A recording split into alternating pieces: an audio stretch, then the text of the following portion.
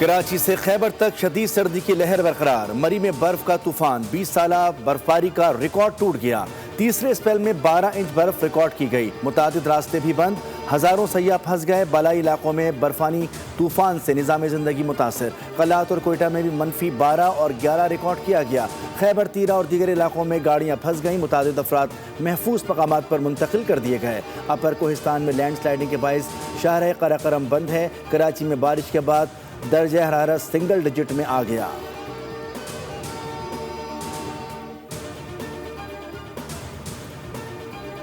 گل plaza آتش زدگی کو 7 دن گزر گئے، ملبے سے ملی باقیات کے پوسٹ مارٹم کے بعد مزید 4 اموات کی تصدیق ہو گئی، جاں بحق افراد کی تعداد بھی 71 تک جا پہنچی، جبکہ 77 افراد لاپتہ ہیں۔ مخدوش عمارت میں مشینری سے ملبہ ہٹانے کا کام عارضی طور پر روک دیا گیا، جبکہ تلاش کا عمل احتیاط سے جاری ہے۔ سینئر فائر آفیسر کے مطابق ملبے سے اب لاشیں نہیں بلکہ ہڈیاں مل رہی ہیں۔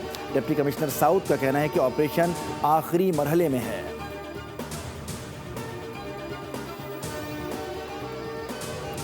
اور سانحہ گل پلازہ پر کسی کو سیاست نہیں کرنی چاہیے تھی، سانحے کو 18ویں ترمیم سے جوڑ دیا گیا، 18ویں ترمیم سے پہلے کا گند ہم صاف کر رہے ہیں۔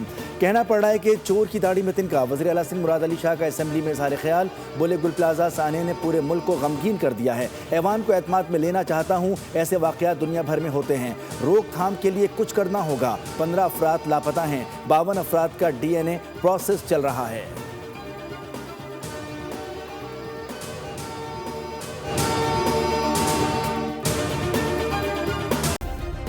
سبسکرائب کریں اور بیل دبائیں تاکہ کوئی خبر رہ نہ جائے۔